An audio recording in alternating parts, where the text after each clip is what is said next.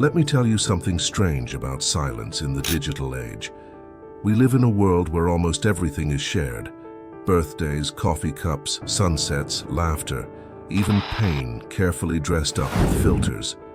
But there's always a certain kind of person who stays completely invisible.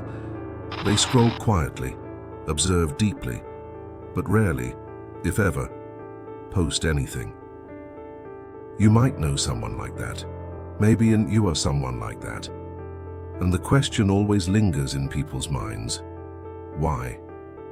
Why would anyone choose to stay unseen when the whole world seems to be shouting for attention? It's easy to assume that people who don't post are simply shy or private, but that's only the surface. Beneath it lies an entire psychology, one that reveals something profound about human nature, self-perception, and a quiet rebellion against a culture obsessed with visibility. For some people, silence isn't emptiness, it's control. It's the power to choose what the world doesn't get to know. Because whether we like it or not, social media has redefined how we measure ourselves. It rewards display, it celebrates noise, and yet, those who remain in the shadows are often the ones who see everything most clearly. They watch without interrupting. They think before reacting. They understand before speaking. Psychologists have found something fascinating. People who post less frequently often score higher in traits like self-restraint, introspection, and emotional independence. They're less influenced by comparison, less addicted to validation. In short, they aren't trying to prove who they are. They're trying to understand it. And in a world drowning in performance, that's rare because, let's be honest, most of what we post isn't just communication, it's identity crafting. Every caption, every story, every filtered moment says one subtle thing. This is who I am. Do you approve? But when you stop posting, something shifts.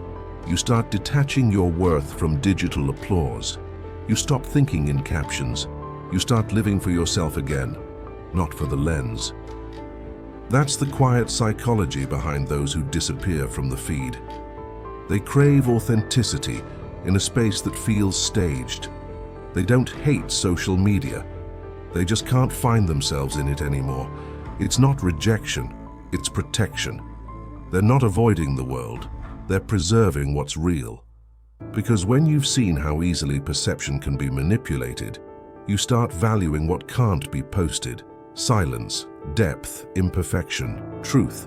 For some, the decision not to post comes after emotional burnout. They once shared everything until it stopped feeling real. Each photo, each thought came with invisible pressure to stay interesting, to keep outdoing yourself, to perform. And then one day they simply stopped. No announcement, just a quiet disappearance from the feed. But here's what most people misunderstand. Not posting doesn't mean not feeling. It doesn't mean they don't care. It often means they care too much. Too much about meaning, too much about presence, too much about keeping something sacred.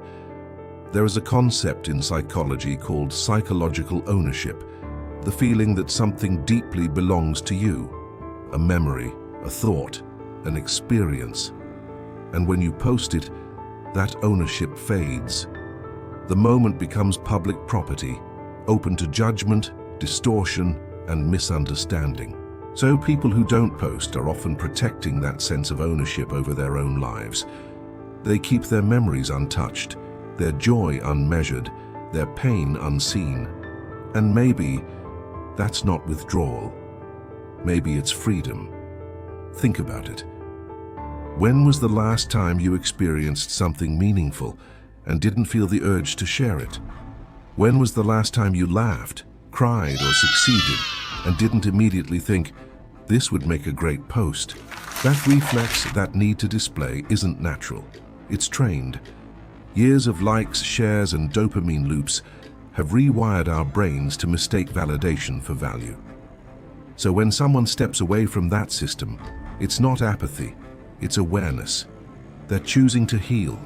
They rediscover the joy of doing things for themselves, cooking without photographing it, traveling without tagging it, feeling without explaining it. In that silence, something awakens, a self-awareness that doesn't need an audience. But not everyone who stays silent does so out of peace. For some, it's fear, the fear of judgment, rejection, or being misunderstood. Social media has created something psychologists call self-presentational pressure, the constant sense that you are being watched, even when you're not. For many, that's exhausting. They worry that what they say might be misread or worse, ignored. So they retreat, not because they don't want connection, but because the cost of visibility feels too high. They want to be seen, but truly, not superficially. Ironically, the quietest people online often have the loudest thoughts in their minds. They're not absent, they're overflowing.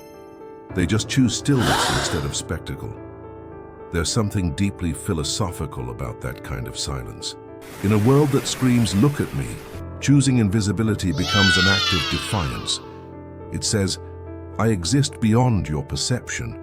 These people might scroll through others' lives, nodding, smiling, even aching, but they rarely project. Because they know something most of us forget. Not everything you experience is meant to be witnessed. Some of life's deepest transformations, growth, grief, healing, happen in silence, unseen, unposted. And when you've lived through enough of those private transformations, you realize something profound. Being unseen isn't the same as being insignificant. It's where identity is formed, not performed. That's the paradox of our time. Social media was created to connect us, yet it often leaves us feeling more alone. When you stop posting, you stop chasing digital closeness and start rebuilding real ones. You notice who checks in without updates, who remembers you without reminders. That kind of connection is quieter, but it's real. The people who don't post live in that space. They build relationships that don't need proof. They find comfort in the unshared moment. They let life unfold without turning it into content.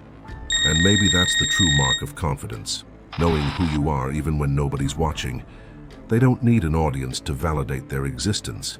They've made peace with being unseen. Ironically, the same people who never post often have the most extraordinary stories to tell. But they save them for when you're sitting across the table, not across the screen. Because real connection doesn't live in comments or likes. It lives in eye contact, in shared silence, in laughter that doesn't need witnesses. Those who stay silent online aren't hiding. They're simply living. Maybe they've remembered something the rest of us have forgotten. That being unseen doesn't mean being alone, and being quiet doesn't mean being empty. Because sometimes the truest expression of who you are is silence. In the end, we're not meant to be performances. We're meant to be people. And the ones who don't post, they remind us of that every quiet, unfiltered, beautifully invisible day.